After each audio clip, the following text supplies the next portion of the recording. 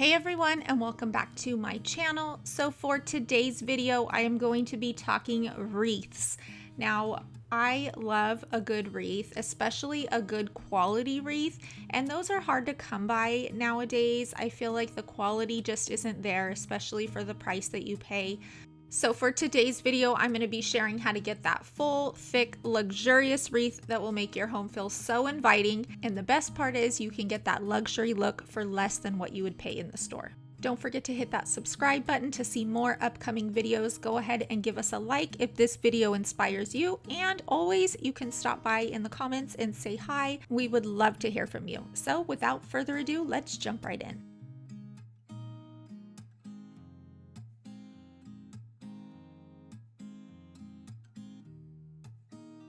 So the first wreath that we will be making today, I found these florals at Michael's, and I'm not sure if these are like a real flower or a real bush. It was called the heather bush, and these were so cute. I loved these like corally salmon colored little flowers. The reason why I loved these so much was because once you piled them all together, they looked so thick and like hardy all together. So I found this grapevine wreath, and it's actually called the wispy grapevine wreath. And I found that also at Michael's. And I really encourage you to play around in the store with colors and putting things together in the store. I have no shame. I do that in the aisles and it always works out. So also, don't forget Michael's, Joann's. Mostly all of your craft stores do accept coupons, and while these say $9.99, they were 40% off, or you can use a 50% off coupon that you can usually find online all the time, so don't forget to check those out. I was able to get all of these florals for just about $20 to $25. Another item that you will need, you can pick up at the craft store, is floral wire and wire cutters. Your floral wire is essential for making a wreath. So I'm going to start by removing all of the tags off of the wreath and the florals. And what you're going to want to start by doing is cutting all of these florals into individual pieces using your wire cutters. Depending on what type of florals you're using, you want to leave a little bit of a branch at the bottom so that you'll have something to wrap the wire around, but you do want to leave a little bit of a stem. So here I am cutting these individual stems, and I'm going to be grouping these into anywhere from 3 to 5. Usually 4 was the perfect number. Depending on how thick you want your wreath, more will obviously make your wreath thicker, but 4 was just about perfect for this wreath. And all these little strays that end up falling off, you can put them right back on where they fell off if you can find it, but they do go back on.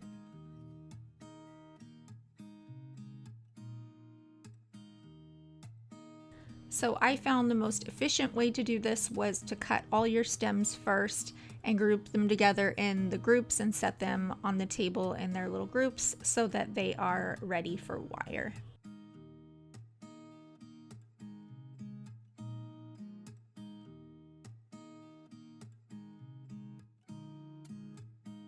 And once all of your florals are cut, you're going to be taking your floral wire. I really like this floral wire because it had this little thing on the bottom that holds your place, so you're not always, searching for the lost end.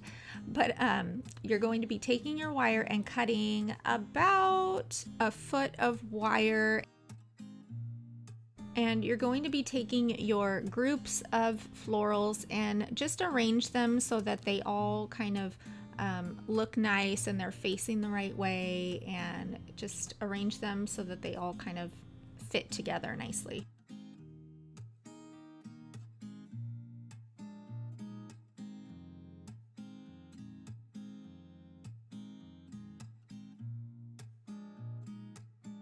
Then you're going to be taking your wire and wrapping it as tight as you can around the bottom of the stem, and you want to get a really tight little group together so that they are not going to go anywhere or separate at all.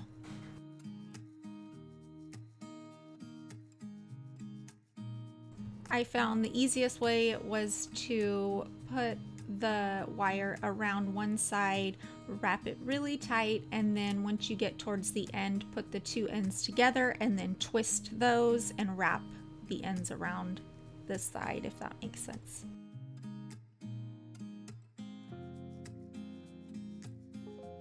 And then you've got your first little group of flowers, and now you have to do this to all of them.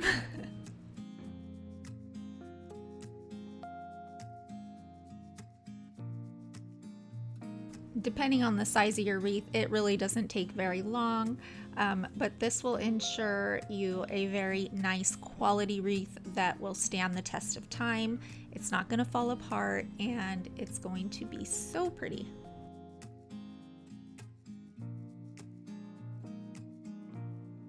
So you can really find florals anywhere. If you're very budget conscious, you can even find really nice florals at the dollar store, Michael's, Hobby Lobby, Joann's. There's so many places, and don't forget your coupons because that really brings the cost down. And once you've got all of your groups ready to go and wired together, they are ready to go on the wreath. So you're going to take your wreath.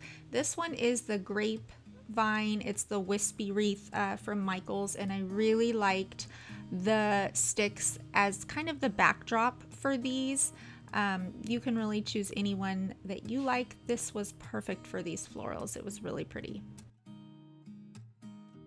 And I'm just going to take this little bunch of florals and place them on. You want them to go the direction of the sticks, or of your wreath in this case. So whatever way your sticks are going, you want your florals to also follow the same way. So what I like to do is put one or two down and just make sure that I like the way that they look together. And before I attach anything, I'll just kind of dry fit and make sure that I like how it looks before I go through and attach everything. So to attach your florals onto your wreath, you're going to take about a foot or so of the floral wire and wrap it as tightly as you can get it around the wreath. And I like to do the actual like base of the wreath, not the like extra stems coming out. I really try and keep it wrapped around that round part of the wreath.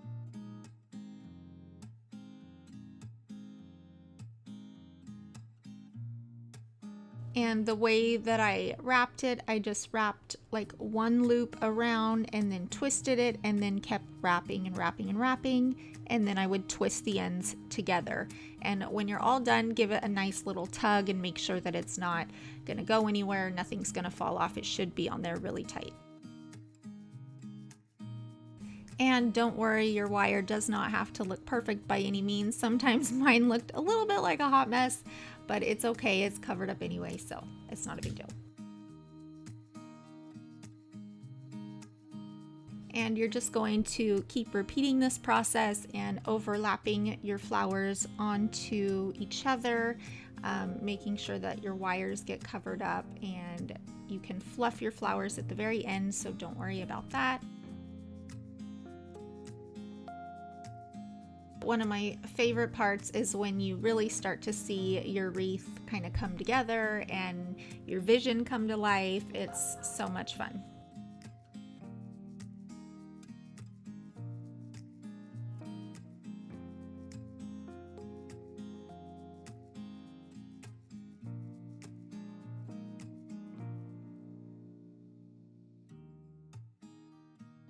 So once you get to about 2 spaces left for the last few bunches, I'll dry fit these last 2 just to make sure that everything fits and that we're not missing anything or there's no gaps anywhere.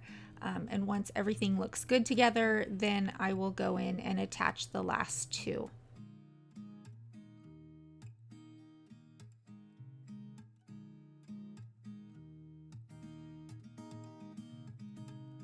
And for this very last bunch, you do have to like lift up the other one, and you want to kind of slide it right underneath so you're not seeing that wire. And once you kind of get everything in place, then go ahead and attach it. But just make sure that everything is hidden so you don't see any wires, and it should look very pretty.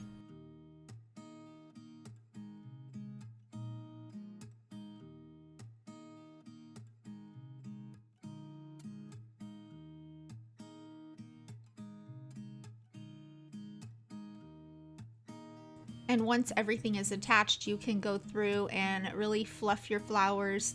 Usually they're wire, so you can kind of place them where you want or where you need to fill in any little gaps and just make it look extra thick and fluffy.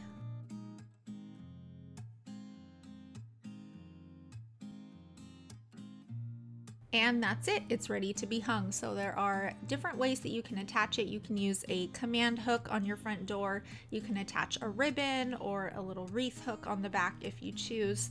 I personally just use a little nail that we keep on our front door for all different types of wreaths throughout the year, and it always looks really nice.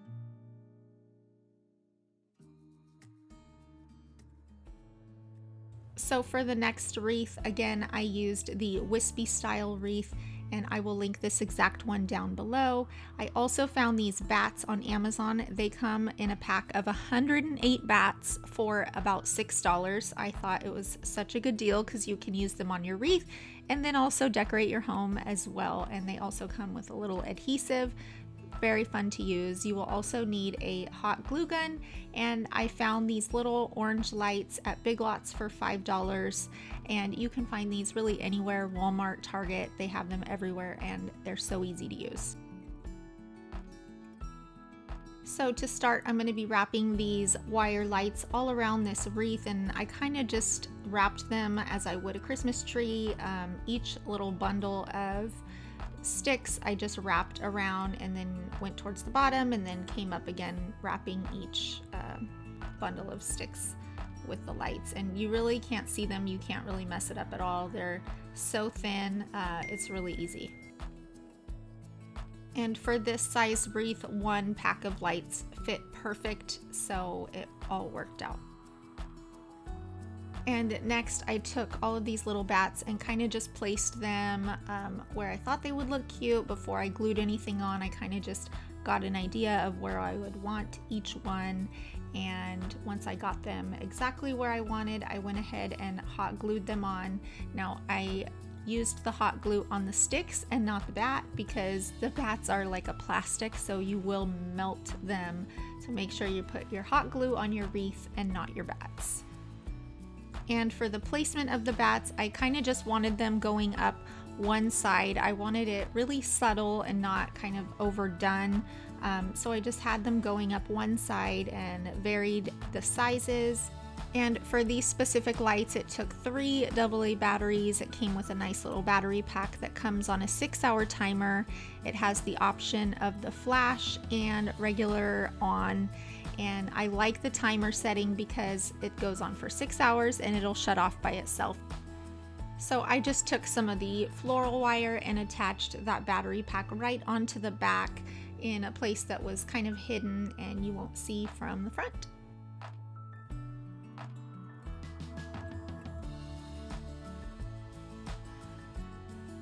And this turned out super cute. I love the way that it looks at night. My kids love it, and this one will probably go up right before Halloween. And it just looks so cute from the street.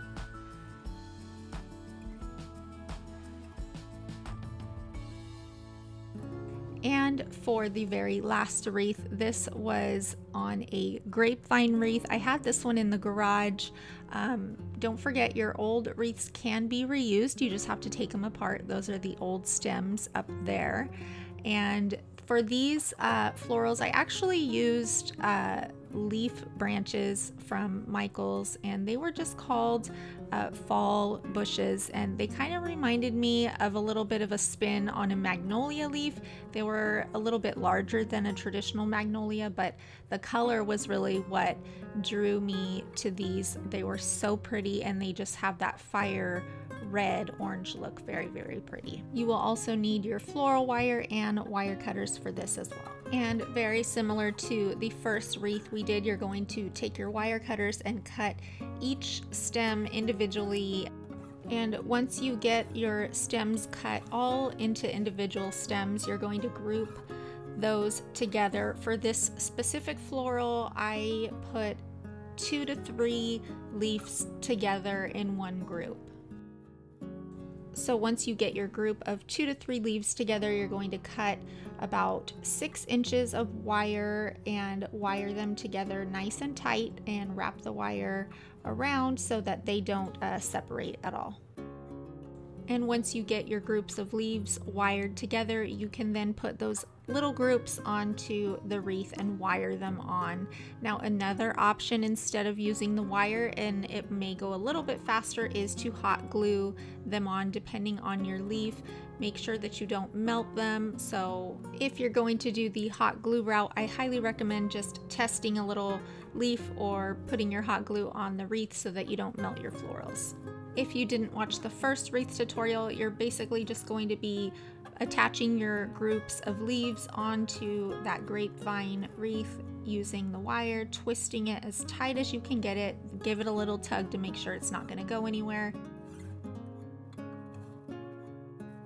Once you get to the end, you want to kind of dry fit those groups on just to make sure that the placement is right and that there are no gaps in your wreath. Attach those on, and then the very last one, you're going to have to put the stem underneath the other stems, if that makes sense, and just wrap it really tight so it's not going to go anywhere. So when making one of these wreaths, you want to be mindful of all the little colors and patterns in the leaves. Make sure that you're not putting too many too close together, and you want all of the different little colors and uniqueness to be distributed evenly throughout the wreath. Also, make sure all of your leaves are going in the same direction. You don't want them to be pointing in various directions unless that's the look you're going for, but in this case I like them all to go the same way. And that's going to be it for this wreath. This is the classic spin on the Magnolia wreath. I love the colors, and this will surely draw a statement to your front door or wherever you plan to put this wreath.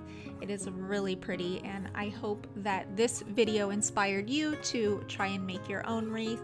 And thank you guys so much for watching. We will catch you next time.